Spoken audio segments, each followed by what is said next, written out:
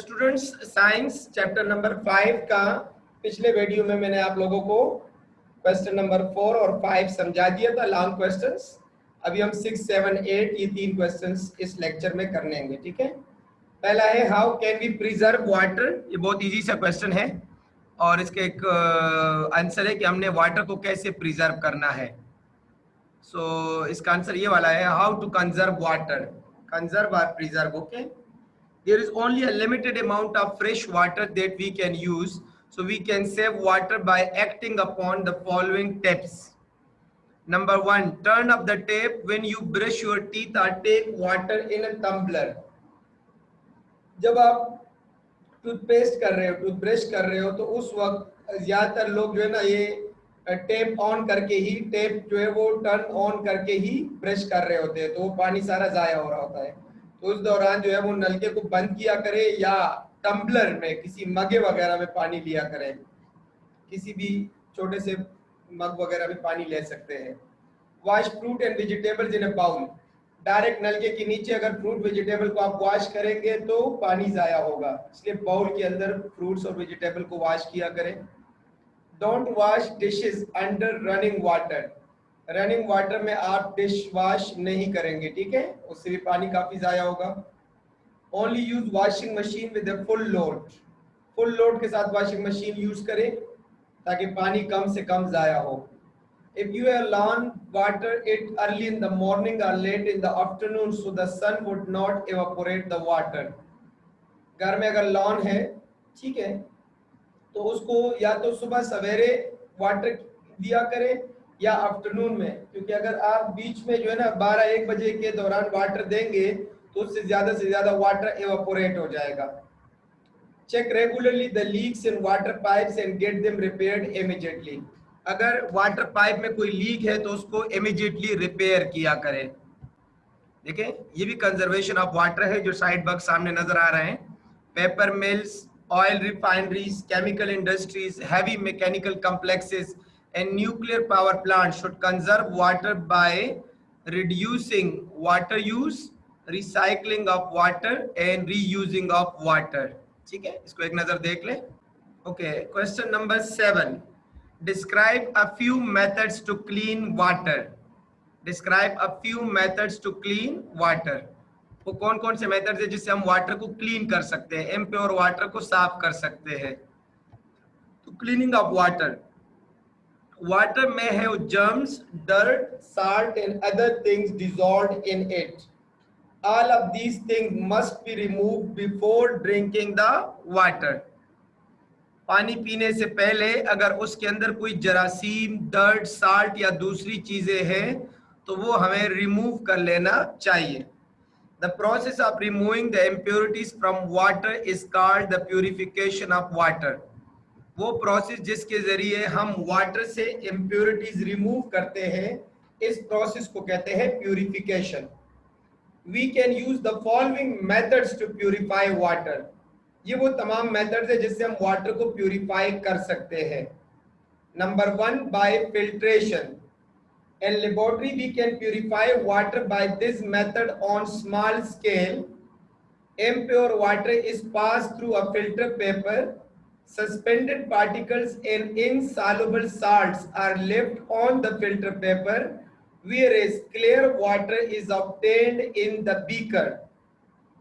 जो suspended particles या insoluble salts है वो फिल्टर पेपर के ऊपर रह जाएंगे, जबकि क्लियर वाटर हमें बीकर में ऑब्टेन्ड हो जाएगा। अच्छा, अभी मेरी बात गौर से सुने।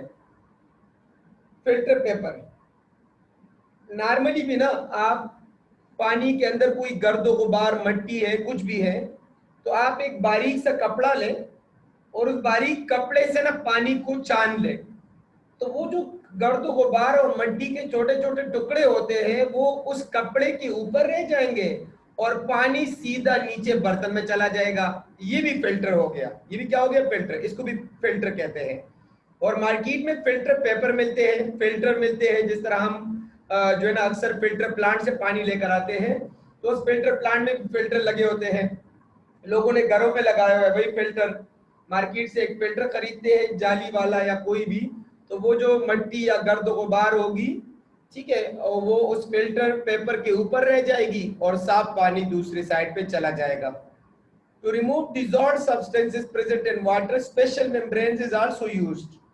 हाँ, अगर ऐसा सब्सटेंस जो वाटर में डिजॉल्व है वो आप बारीक फिल्टर पेपर से या दुपट्टे से या कपड़े से नहीं निकाल सकते, तो उसके लिए स्पेशल किस्म के मेम्ब्रेन्स का मतलब जाली, स्पेशल किस्म की जाली बनी होती है उस फिल्टर पेपर की, वो इस्तेमाल किए जाते हैं। These membranes have microscopic pores to separate dissolved substances from water.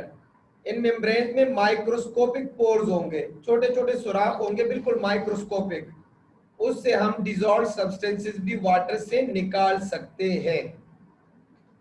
Second method is boiling. Boiling is the safest way to purify water. Water को प्यूरिफाई करने के लिए सबसे सेफ मेथड जो है वो बॉइलिंग का है, ठीक है। In villages, the people can easily use this method to purify their drinking water. और कराची में तो बहुत ज्यादा यूज होता है बॉइलिंग का मेथड, ठीक है। पंजाब में भी किसी किसी जगह यूज होगा। अगर आपको नॉर्मल पानी भी मिले ना तो आप घर में उसको बॉईल करके पी लो, क्योंकि बॉईल करके बैक्टीरिया, जर्म्स या दूसरे माइक्रो ऑर्गेनिजम्स हैं ये किल्ड हो जाएंगे। Bacteria, germs and other microorganisms present in water are killed by boiling water for 15 to 30 minutes. 15 से 30 मिनट तक आप बॉईल करेंगे तो जितने भी जरासीम है वो खत्म हो जाते हैं पानी से। The water is cooled before drinking, लेकिन ये नहीं है कि फिर गर्म पानी पी लो, उसको फिर कूल किया जाता है, उसके बाद उसको पिया जाता है। Third method is chlorination. अच्छा, उन्होंने ये नहीं बताया कितने मेथड्स करने हैं, तो अगर पेपर में आ गए तो आप बस ये पहले 3 मेथड्स लिख लो, नो प्रॉब्लम। मैं पढ़ा सारे लेता हूँ, क्या पता कोई मेथड अकेले आ जाए कि भाई right a note on chlorination, तो फिर आपको वही लिखना पड़ेगा। लेकिन अगर पेपर में आ गया डिस्क्राइब ए फ्यू मेथड्स, तो उसमें आप कोई 3 एक्सप्लेन कर लो, काफी है, ठीक है।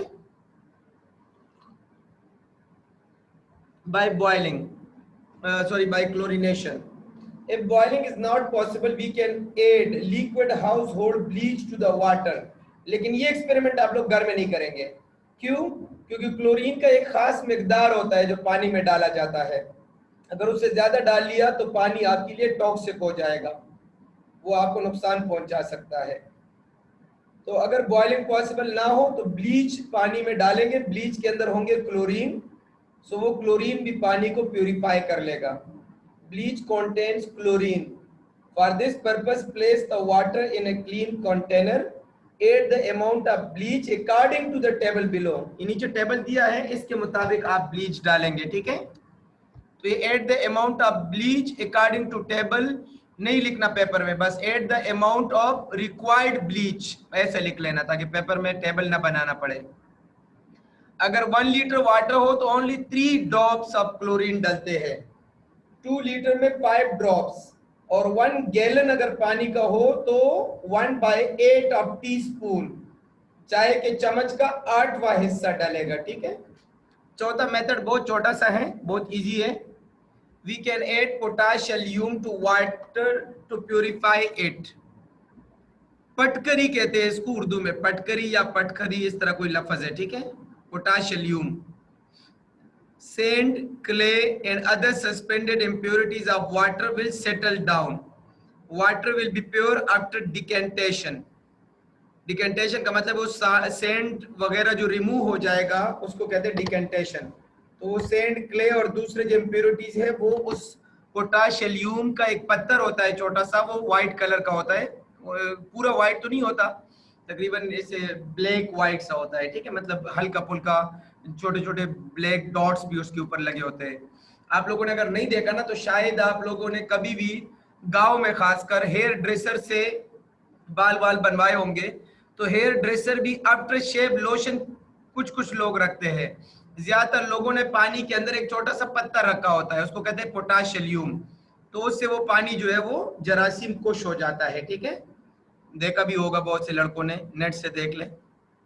Distillation, it's a very important process. अच्छा आ गया, ठीक है। डिस्टिलेशन में क्या होगा, डिस्टिलेशन में आप लोगों को पूरे डिटेल से पढ़ा लेता हूं, ठीक है। हाँ, उर्दू में उसको पेटकरी कहते हैं या पटकुरी कहते हैं, इस तरह कुछ है। Distillation, we get clear tap water, but it is not pure. It may contain some salts and bacteria in it. We can use the process of distillation to separate the impurities from water. In simple distillation, the water is heated to convert into steam. Then the steam is cooled down into distilled water. Impure water is boiled in one container, closed container flask. Water vapor from the surface of the boiling water pass through a pipe in a vessel called a condenser. The condenser is a tube surrounded by a large tube through which the cooled water is passed to cool the water vapors. As the water vapors pass through the condenser, they lose heat and become liquid water. मैं आप लोगों को translate भी करूंगा और समझाऊंगा भी. This distilled water is collected in a separate container called beaker. Solid impurities remain at the bottom of the flask. और से देखिएगा बेटा इस डायग्राम को.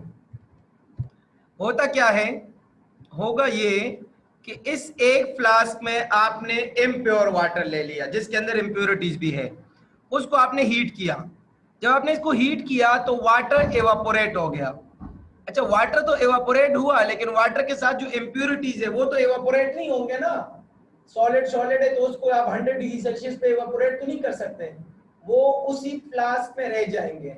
सिर्फ वाटर का जो गैस स्टाइल है ना, गैस फॉर्म में या वेपर स्टाइल, वो वेपर्स ऊपर चले जाएंगे. वो वेपर्स इस फ्लास्क से निकल के इस कंडेंसर चैम्बर में आ जाएंगे. अच्छा, फिर आप क्या करेंगे, ये वेपर्स बिल्कुल बीच में आ रहे हैं, आपने साइडों पे इस कंडेंसर के साइड पे ना ठंडा पानी रख दिया. जब ये वेपर्स इस ठंडे पानी की वजह से कंडेंस बैक हो जाएंगे, मतलब ये अपने गैस से वापस लिक्विड में कन्वर्ट हो जाएंगे. ओके, तो एक साइड से आप कूल्ड वाटर इन करते हो, दूसरी साइड से आप वाटर आउट करते हो. तो ये सिर्फ और सिर्फ इसलिए लिखा है ताकि जो बीच में गैस आ रहे हैं ना वेपर्स, ये कंडेंस हो जाए. इसको जब टेम्परेचर मिलेगा ठंडा तो ये गैस से वापस लिक्विड बन जाएगा. और इधर आखिर में हमने एक बीकर रखा हुआ है, उस बीकर में वो तमाम पानी जो वेपर स्टाइल में है वो अपना गैस, वो अपना हीट जो है वो लूज कर लेंगे और लिक्विड वाटर बन जाएंगे. तो इस प्रोसेस को कहते हैं डिस्टिलेशन. तो डिस्टिलेशन के जरिए हम सबसे पहले वाटर को हीट करके स्टीम में कन्वर्ट करेंगे और फिर स्टीम को वापस कंडेंस बैक करके लिक्विड वाटर बनाएंगे. This is called distillation. Okay students, uses of water का जो टॉपिक है वो बुक के एक्सरसाइज में तो नहीं है, लेकिन बहुत इजी है. अगर पेपर में आ गया तो हलवा समझ के कर लेना. घरों में पानी यूज होता है भाई, washing, cleaning, brushing, teeth, cooking, drinking, सब चीज़ों के लिए. किचन में पानी यूज होता है, एग्रीकल्चर में पानी यूज होता है. हमारे फार्मर्स सारे पानी से तो अब्बाशी करते हैं. हाइड्रो इलेक्ट्रिसिटी, डैम में जो बिजली बनाई जाती है, पानी ना हो तो डैम ऑपरेट ही नहीं हो सकता. इंडस्ट्रीज में वाटर यूज होता है, मुख्तलिफ किस्म के इंडस्ट्रीज में, क्योंकि तमाम केमिकल रिएक्शंस वाटर के अंदर ही तो हो जाते हैं. ठीक है, तो ये सारा कुछ है बेटा, वेरी इजी. अगर यहाँ तक किसी का कोई क्वेश्चन हो तो मुझसे पूछ भी सकते हैं. अच्छा, अब एक्सरसाइज की जानिब आ जाते हैं. Question number 1, objectives. ये आप लोग खुद कर सकते हैं आराम से, क्योंकि मैंने भी आप लोग को पूरा चैप्टर पढ़ा लिया. Large sheets of ice are called glaciers. Process of removal of impurities of water is called purification. Rivers, lake, ponds are the sources of fresh water. Harmful and unwanted substance in water pollute the water, उसको कहते हैं pollutants. Toxic gases in the air react with rain water to make water hard, लेकिन ये खैर आप लोग अपने guides book से देख लेना, जो मैं आप लोग को गाइड बुक का लिंक भी भिजवा चुका हूँ. ठीक है. शॉर्ट आंसर है why is fresh water important, पढ़ा लिया. Where is most of the fresh water found, chapter के अंदर मौजूद है. Why is the most of the earth's water salty, क्योंकि पूरी दुनिया में ना खुश्की कम है, पानी ज्यादा है. मतलब आपको लैंड कम मिलेगा, समंदर का एरिया ज्यादा मिलेगा, और समंदर में होती सारे साल्ट से, तो साल्ट्स की वजह से ज्यादातर अर्थ वाटर साल्टी होता है, क्योंकि अर्थ के ऊपर समंदर का एरिया ज्यादा है और लैंड का एरिया कम है. समंदर चूंकि साल्ट्स ज्यादा होते हैं उसमें, इसलिए अर्थ का ज्यादातर वाटर साल्टी कहलाता है। साल्टी, साल्ट उसमें से होते हैं। जैसे समंदर वाले पानी में देख लो नमक ज्यादा है। If water runs down to the air, seas, how does fresh water becomes polluted? क्योंकि रास्ते में मुख्तलिफ किस्म के इम्प्योरिटीज उसमें मिल जाते हैं, उस वजह से ये वाटर पलूट हो जाएगा। Why clear water is not necessarily safe to drink? क्योंकि चश्मे वाले पानी में भी मुख्तलिफ किस्म के इम्प्योरिटीज हो सकते हैं, इसलिए वो भी प्योर नहीं है जब तक हम उसको प्योरीफाई ना करें। ठीक है, फिर जब हम उसको प्योरीफाई ना करें। अच्छा जनाब,